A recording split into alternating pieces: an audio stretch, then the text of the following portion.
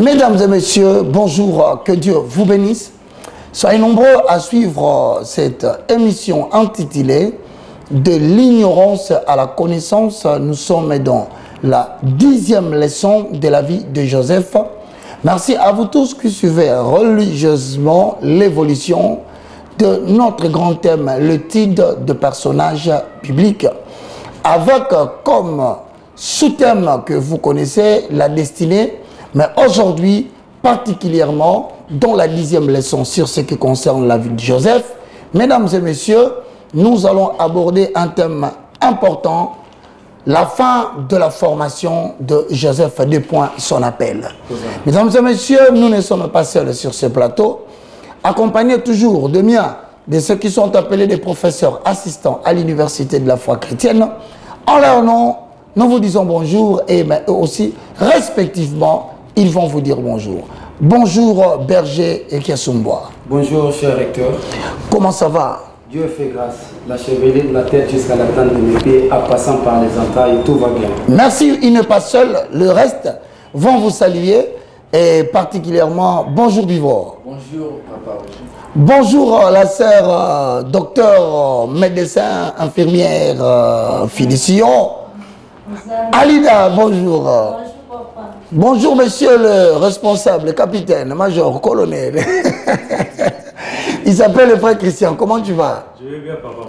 Mesdames et messieurs, un grand merci à Yoshilou Silao, un grand merci à Stani, un grand merci à vous tous qui nous suivez.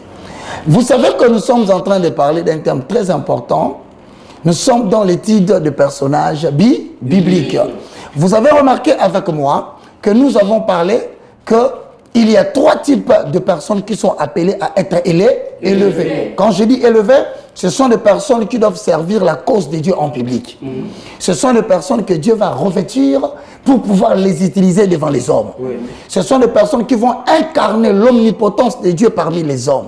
Ce sont des hommes en qui Dieu a placé une sémence pour démontrer soit le potentiel de Dieu parmi les hommes ou révéler la gloire de l'Éternel, sa puissance parmi les êtres humains. Nous avons dit que ces gens sont de trois catégories. Premièrement, ce sont des personnes qui sont nées grands.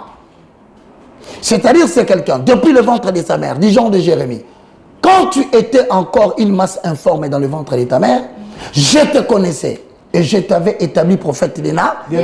Il est né avec la grandeur depuis le ventre de sa maman. Deuxième catégorie, ce sont des personnes que nous avons dit qui sont appelées à devenir grands.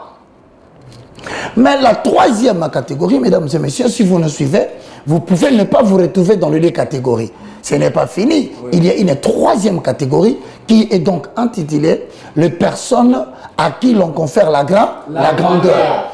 Et dans les titres de personnages bibliques, nous sommes en train de vouloir vous dire qu'il y a des gens dans l'histoire du peuple juif qui sont partis de rien. Ils sont nés de familles difficiles. Ils sont nés de familles pauvres. Mais aujourd'hui, tu ne peux pas parler de l'histoire des peuples juifs sans faire mention de ces gens-là.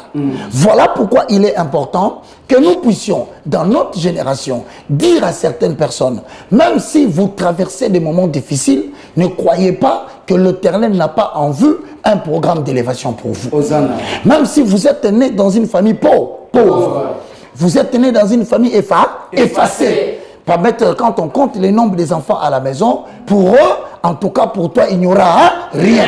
Quand on lit ton avenir, ton passé, on constate que cet enfant ne fera rien dans la vie. Mais il est important que nous puissions te raconter l'histoire des personnages bibliques pour te permettre de comprendre que l'Éternel peut commencer du néant pour amener quelqu'un dans la gloire.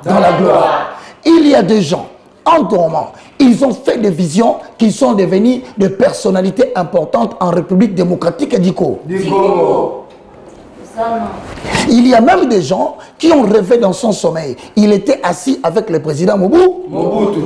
Il réveille, il dit, mais qu'est-ce qui se passe? La réalité est contraire à la vision que tu fais. Voilà pourquoi il est important de dire à ces gens-là, plutôt que de regarder les apparences et les situations que tu vis, l'enseignement vient t'ajouter la foi pour te dire que tôt ou tard, Dieu appellera à l'existence la promesse qu'il avait faite. Est-ce que quelqu'un peut dire Amen? Amen. Voilà pourquoi nous sommes dans la vie de Joseph. 10e leçon. Mais aujourd'hui particulièrement, mes frères, nous allons orienter notre débat, notre entretien, notre information autour de la fin de la formation de la vie de Joseph. Pour que toi aussi tu t'identifies à quelle période tu es arrivé et que tu comprennes que ce que tu vis n'est pas du tout un abandon de Dieu, n'est pas du tout un rejet de l'éternel. Peut-être que tu as des signaux de la fin de ta formation, afin que Dieu te fasse entrer dans ton appel. Ok. Frères et sœurs dans le Seigneur, ce garçon dont on parle aujourd'hui, il s'appelle Joseph. Son nom signifie que l'éternel Dieu ajoute. Ça veut dire, dans son destin, Dieu a mis une loi supérieure. Partout où Joseph passera, il ajoutera quelque chose. Mais les gens qui sont appelés à ajouter quelque chose sont toujours des gens qui ne bénéficient pas de l'aide des hommes. C'est les gens qui sont appelés à ajouter quelque chose dans la vie des autres. Ce sont des personnes qui aident, mais qui difficilement sont aidées. Les gens qui sont dans la catégorie de la vie de Joseph, ce sont des personnes qui sont appelées, lorsqu'il est là, il apporte la joie. Mais quand il est triste, il n'a personne pour lui donner de la joie. Si vous êtes en train de me regarder, ne vous négligez pas. Si vous avez la même réalité que Joseph, retenez dans votre tête que l'éternel Dieu a permis que Joseph soit éloigné de son père et de sa mère. Ce sont des gens que Dieu ne peut pas former pendant que son père est là.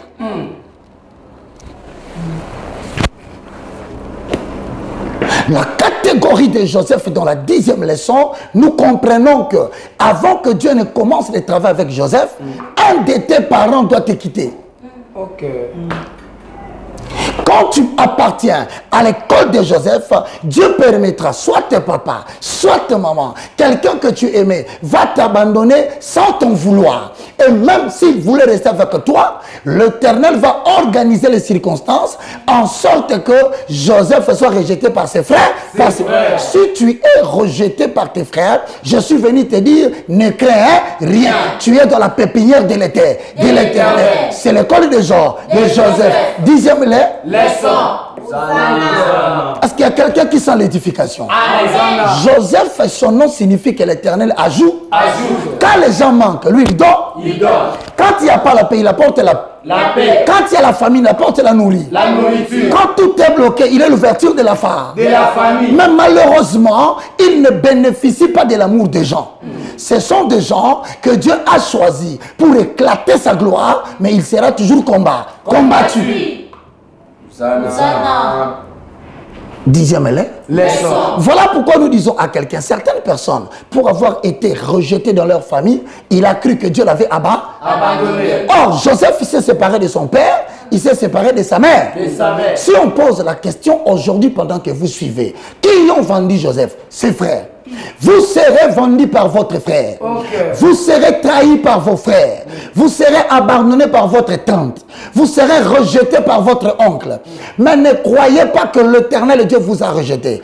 Vous êtes au bénéfice de l'élection de Dieu qui ne dépend pas des actions des hommes.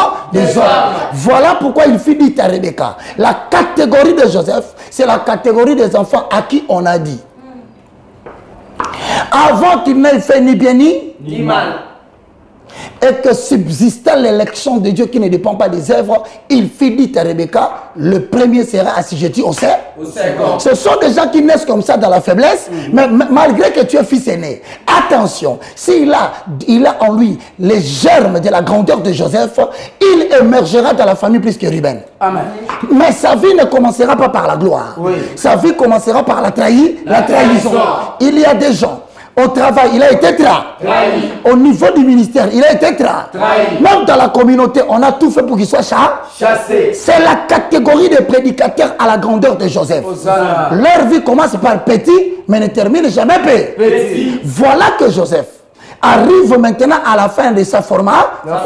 Mais Dieu a utilisé quel moyen? Si vous êtes de la génération de Joseph, retenez dans votre tête que l'Éternel, avant de finir ton appel, ou bien avant de commencer ton appel, avant de t'introduire de plein pied dans le jour de ta gloire, là, tu verras qu'il va commencer une formation. Mais c'est lui qui choisit les lieux de la formation.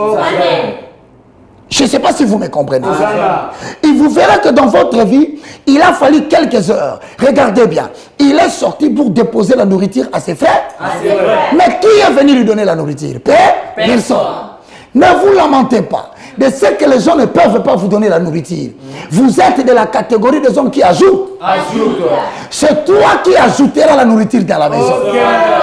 Mais quand tu n'en auras pas, tu n'auras personne pour ajouter. Peut-être que tu me suis en direct. Quand ils n'ont rien, toi tu donnes. Dès ton enfance, tu verras ces caractères-là. Dès la prime enfance, tu verras que vous êtes nés 5, 6 et 7. Mais tu es le seul qui se soucie des vrais problèmes de maman. Tu es le seul qui pense réellement à la difficulté de papa. C'est alors que Dieu va commencer ton élévation, mais par la souffrance. Il choisit pour toi un cadre. Mais avant que la formation ne commence, il n'y a qu'un seul incident qui peut transformer ta vie. Il n'y en aura pas 2 ou 3 qui vont t'impliquer dans une vie que tu ne comprendras pas. Ce n'est qu'en une journée, en quelques heures, la vie de Joseph va basculer de fond en comble. Dans un petit moment de négligence, c'est le même jour. Joseph est sorti de la maison de son père. C'est le même jour Joseph est allé déposer la nourriture. C'est le même jour où Joseph a rencontré ses frères. Je répète, c'est le même jour où Joseph est venu rencontrer ses frères pour leur donner la nourriture. C'est le même jour qu'il a discuté avec ses frères. C'est le même jour qu'il fut jeté dans la cité. C'est le même jour qu'il fut vendu. À ce Dieu qui est capable de détruire la vie d'un homme en un jour, il est aussi capable de le relever en un jour. Quelqu'un dit Hosanna. En un seul moment, Joseph n'est plus le garçon privilégié de son père. Or, la Bible dit, son père l'aimait plus que tous ses frères. Frère, tu peux perdre l'amour et l'affection de ton chef en un jour. Tu peux perdre la considération que tu avais déjà en un jour. Ne dis pas que tu ne comprends pas. Après ce message, dis que tu as compris. Parce que l'Éternel Dieu a pris Joseph. Il a fondu dans l'anonymat. Je vous ai toujours dit, si tu es de l'école de Joseph, accepte d'être déprogrammé. Quels que soient les moyens par lesquels tu entreras dans la déprogrammation, mais retiens une seule chose. À celui qui est capable de détruire une vie en un jour, il est capable aussi de les reconstruire en un jour. Il est possible que l'Éternel te relève encore dans ta famille. Je dis, il est possible que l'Éternel te remette dans ta communauté, que tu deviennes la référence de ta communauté.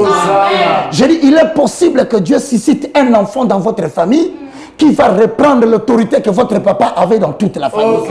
Je reprends encore cette phrase. Que c'est en un jour que ce garçon est vendu. Mesdames et messieurs, en quelques minutes, Joseph devient insignifiant. Joseph n'a plus de feu. Joseph n'a plus de lieu pour dormir. Le franchissement de ses frères lorsqu'ils se sont vus fait pour lui la ligne de rupture complète avec son passé, avec son père, avec sa mère, avec tout l'amour qu'il éprouvait de ses frères. Je vous dis, si vous nous suivez, il y aura des circonstances liées à la vie de Joseph qui risquent de venir dans votre vie. Mais si vous ne comprenez pas le message de la 10e leçon, vous allez vous retrouver dans les combats spirituels. Parce que vous allez vouloir expliquer aux gens comment en un jour j'ai perdu mon travail. Comment en un seul jour j'ai perdu mon mariage. En un seul jour j'ai eu des problèmes avec mon père. Tu risques de croire que l'Éternel Dieu t'a rejeté. Mais voici un modèle d'exemple qui démontre que tu n'es pas rejeté. Tu es au bénéfice des gens que Dieu va élever derrière. Mais il veut commencer par la formation pour changer ton caractère. Même si, bien aimé dans le Seigneur, cela a perduré. Au moment où nous parlons, Joseph se pose la question. Qu'est-ce que j'ai fait en prison? Alors que c'est un garçon qui a fait des grands songes, que son papa a arrêté. Lorsque l'Éternel veut commencer le travail de ta formation, il permet d'abord que tu racontes ta vision aux gens. Amen. Hosanna. Avant que tu n'entres dans la zone des souffrances, Dieu permettra que tu montres les rêves que Kiasumba a fait. Il dit, je suis en train de voir, je gouverne la République de Kinshasa, je suis en train de gérer les inspecteurs. Qui croira à toi? Mais Dieu permettra que la vision soit déclarée. Parce que la déclaration de la vision provoque les hostilités. Mais c'est l'Éternel qui assure la survie de sa personne. Au travers l'être I. Bien-aimé dans le Seigneur, je voudrais que tu suives maintenant. Notre ami vient de totaliser 20 ans dans la prison. Au terme de tout cela, Osée 4 ici se dit quoi? Mon peuple périt faute de connaissances. Est-ce que Joseph avait encore la connaissance de sa vision de Genèse 37? Il a certainement oublié. Dans Genèse 37, 5, il avait rêvé qu'il y avait 11 gerbes qui s'agenouillaient devant lui. Mais maintenant qu'il est en prison, est-ce qu'il pense à cela? Le rôle du diable, lorsque nous traversons des moments difficiles, c'est de nous pousser à oublier la vision que nous avons faite avant d'entrer dans la zone de turbulence. Le problème de la RDC, c'est que pour qu'il y ait matérialisation d'un futur en RDC, il doit y avoir des gens qui ont vu des visions. Maintenant, le diable cherche à prendre les personnes qui ont une certaine vision de l'avenir, les faire entrer dans la souffrance. Maintenant, là, ils oublient que Dieu leur avait dit, Congo changera. Et le changement du Congo passera par. Mais comment le changement va passer par toi? Toi, tu te retrouves en prison. Dites à ceux qui sont en prison que ce n'est qu'une étape pour la formation. Est-ce que je peux continuer? Quelles étaient les réflexions de Job? Joseph. Bien aimé dans le Seigneur. Le lundi était la même chose. Le mardi était la même chose. Le mercredi, le jeudi, vendredi, samedi était la même chose. 20 ans courant, Joseph vivait le même réalité. Mais écoutez très bien. La première référence que nous allons lire, dans Genèse 41, le verset 43. Mesdames et messieurs, vous suivez la 10e leçon, Joseph, la fin de sa formation. 2 points, son appel. Genèse chapitre 41, le 43e verset, nous lisons au nom de Jésus. Amen. Il le fit monter sur les chars qui suivaient les siens. Qui? Joseph. On fit monter qui? Joseph. Lis-moi la parole. Il le fit monter sur les chars qui suivaient les siens. Et l'on criait devant lui, à genoux. C'est ainsi que Pharaon lui donna les commandements de tout le pays d'Égypte. Il dit encore à Joseph, je suis Pharaon. Et sans toi, personne ne lèvera la main ni le pied dans tout le pays d'Égypte. Pharaon appela Joseph du nom de Tchaphnar Panéa. Il lui donna pour femme Asnath, fils de Potiphera, prêtre d'On. Joseph partit pour visiter le pays d'Égypte. Écoutez-moi bien. C'est en un jour identique au jour passé. Un lundi comme tous les lundis. J'informe à quelqu'un qui me suit. Lorsque tu es détenteur d'un programme divin, lorsque tu es détenteur d'une vision divine, mets-toi en tête, quelle que soit la longueur de la nuit de la prison, le lundi ne se ressemblera pas. Je répète à quelqu'un qui me suit, quels que soient les temps difficiles, quels que soient les habits que tu manques, quels que soient les transports que tu manques, quelle que soit la vie difficile que tu es le seul à savoir que tu traverses, le mardi en Jésus ne se ressemblera pas. Un jour identique à tous les jours. Comme un lundi, il avait l'habitude de se réveiller. J'ai dit à quelqu'un, l'Éternel, mon Dieu, te surprendra. Et cette surprise n'est pas loin. Regardez, Joseph est un émigré. L'immigration consiste en point qu'un homme a quitté son pays. Il est allé dans un autre pays. Or, vous savez, on ne peut pas élever quelqu'un dans un pays autrui. Il y a des fonctions que tu ne peux pas assumer lorsque tu es étranger. Le rôle de Dieu, c'est de rendre l'environnement impossible afin qu'éclate le miracle qui change l'impossibilité.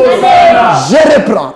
Dieu te met dans des conditions, des critères impossibles pour faire valoir le miracle de Dieu. Puisque si les conditions étaient normales, on dirait que c'était tout à fait normal. Mais Joseph était émigré.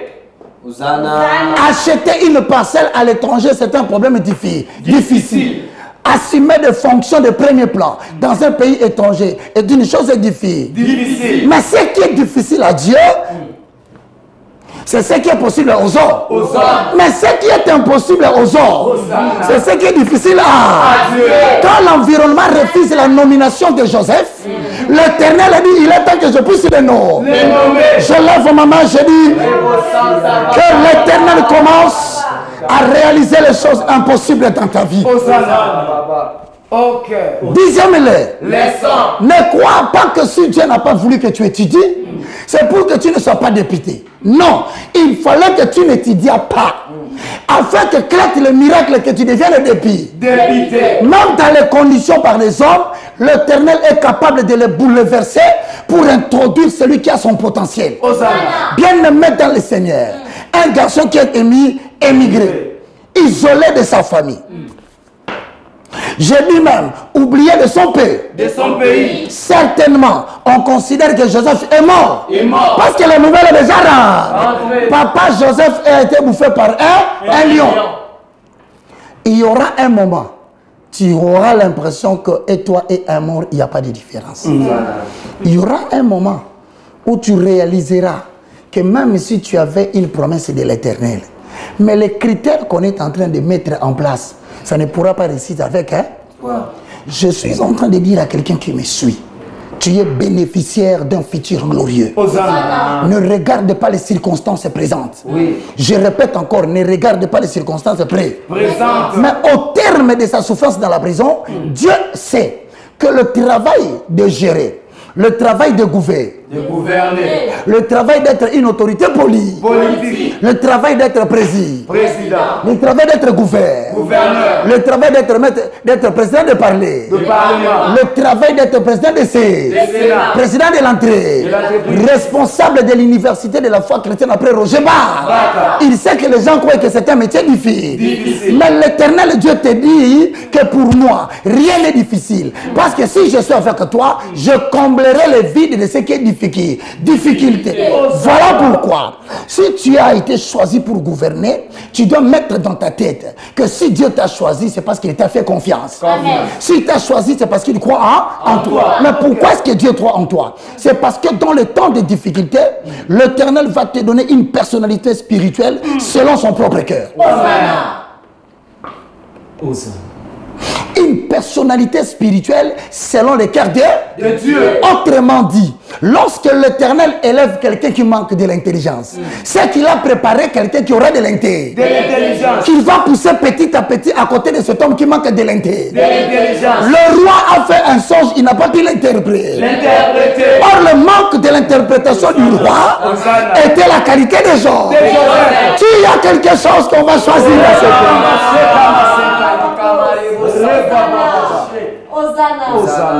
Pendant tout le temps que Pharaon ne rêvait pas, pendant tout le temps où il n'y avait pas de vie, or quand il n'y a pas de révélation, le peuple marche sans frein. Donc l'Égypte était en train de marcher sans frein. Il y avait quelqu'un qui constituait le frein de l'Égypte. Il s'appelle Joseph. Que l'Éternel ajoute. Ça y a camarade. Dieu peut décider qu'il y a Sumbois, que toute ta famille marche sans frein.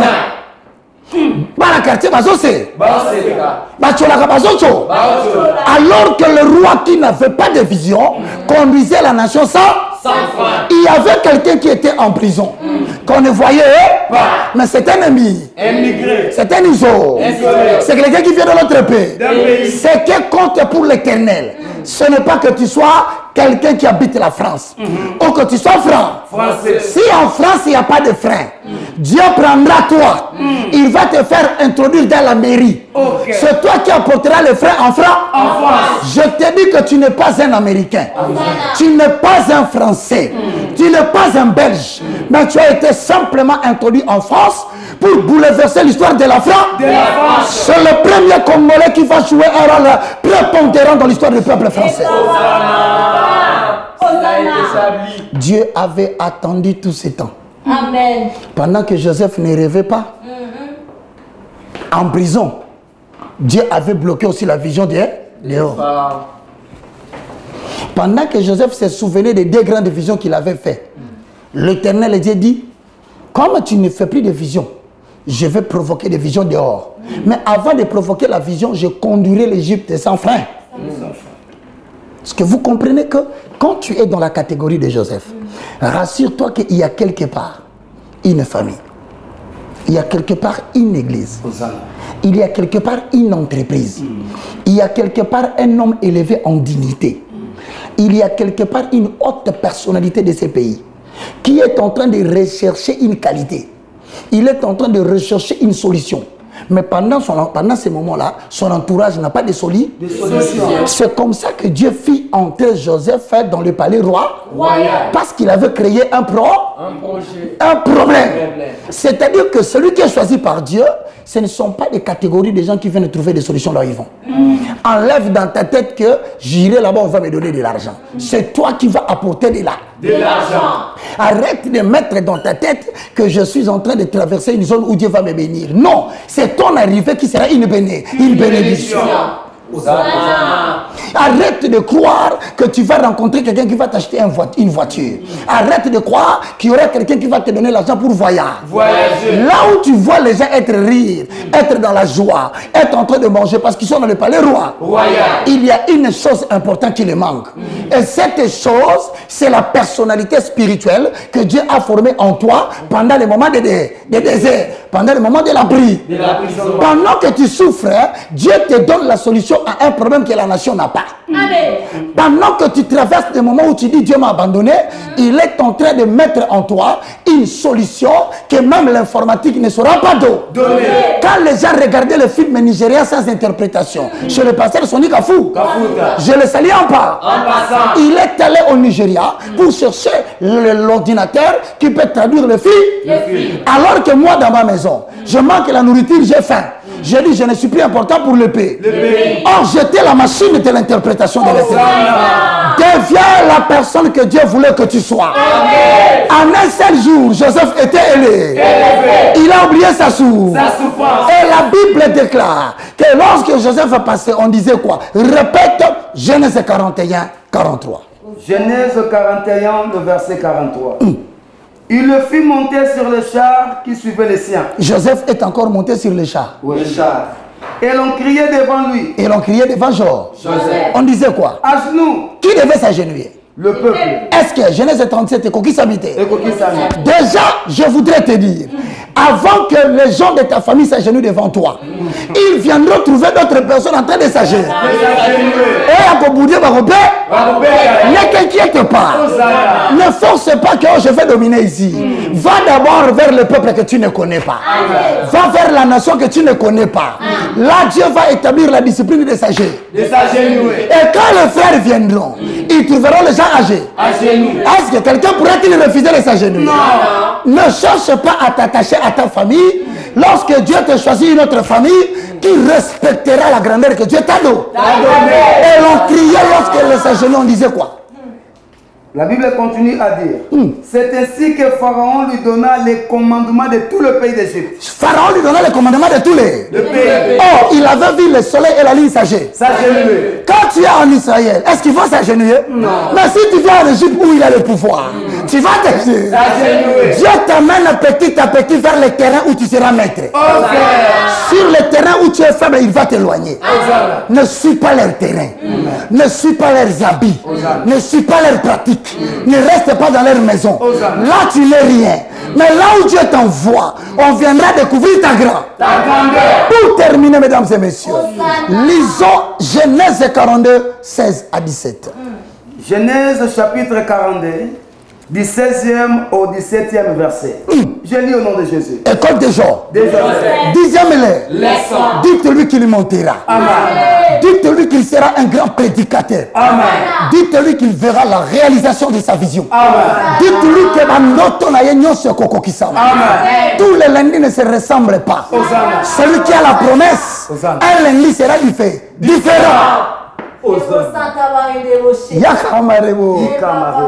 Allez-y mon frère. Envoyez l'un de vous pour chercher votre frère et vous, restez prisonniers. Vos paroles seront éprouvées et je saurai si la vérité est chez vous. Sinon, par la vie de Pharaon, vous êtes des espions. Et il le mit ensemble les 3 jours en prison. Il est mis ensemble 3 jours En prison. Je voudrais te dire, mes frères, tu sais pourquoi la Bible dit à Dieu la vengeance, à Dieu la rétribution? C'est pour te dire que les gens qui t'ont fait du mal aujourd'hui, les gens qui t'ont vendu comme une simple marchandise, celui qui a mangé ton pain n'a pas hésité d'élever son talon contre toi. Sois calme. Dieu sait pourquoi il provoque des ingratitudes. Amen. Il est en train de te former en pratique pour que tu comprennes le cœur de l'homme. La prison que tu as fait aujourd'hui, c'est peut-être dans ces lieux-là que tu vas commencer à faire sortir tes frères. La prison que tes frères ont cherché que tu entres, peut-être c'est toi demain qui sera la personne qui décidera si leur entrée ou leur sortie. Aujourd'hui, qui pouvait croire que le Joseph qu'on avait vendu hier est la personne qui dit à ses frères qui ne l'ont pas reconnu? Vous savez pourquoi ils ne l'ont pas reconnu? Pour le simple fait que sa vie avait changé et que Dieu avait voulu qu'il fasse de lui un homme selon la personnalité de l'Égypte. Je vais te dire la vérité. Et Dieu peut permettre à un moment donné que David quitte le peuple juif, qui se retrouve chez les Philistins. Un seul conseil que je vais te donner, sois un serviteur de Dieu qui sait s'adapter. Sens-toi à l'aise dans toutes les situations. Amen. Haine ou pas haine, reste à l'aise. Rejet ou pas rejet, reste à l'aise. Ce qui change les circonstances, c'est ton adaptation. Amen. Le fait de vouloir changer la vie ou de penser faire quelque chose va commencer à t'ennuyer. Une seule chose, vis sans vouloir chercher le mode de vie. Amen. Vis sans vouloir chercher le style de vie. Le plus important, pense à la vie. Voilà que notre frère vient de traiter durement ses propres frères. Il les a mis en prison. C'est ainsi que je te regarde et je te dis, ceux qui t'ont maltraité hier tomberont sous ton pouvoir. Amen. Ceux qui t'ont fait du mal hier se ligueront contre toi, mais ils tomberont sous ton pouvoir. Amen. Je vois devant toi les oncles paternels revenir. Amen. Je vois devant toi des gens qui t'ont insulté, tu décides de les faire sortir de la prison. Amen. Que ce message touche quelqu'un et que ce message transforme la vie d'un frère, la vie d'une sœur qui est appelée à être grand. Que l'Éternel vous bénisse. C'était la 10e leçon. À la fin de la formation des gens, suivez-nous prochainement pour la 11e leçon où nous vous donnerons le signe pour que vous puissiez savoir, c'est bientôt mon appel. C'est bientôt ma saison. C'est bientôt la fin de ma formation. Que l'Éternel vous bénisse. Que l'Éternel vous bénisse, mes chers frères, étudiants, professeurs. On leur dit tous au revoir.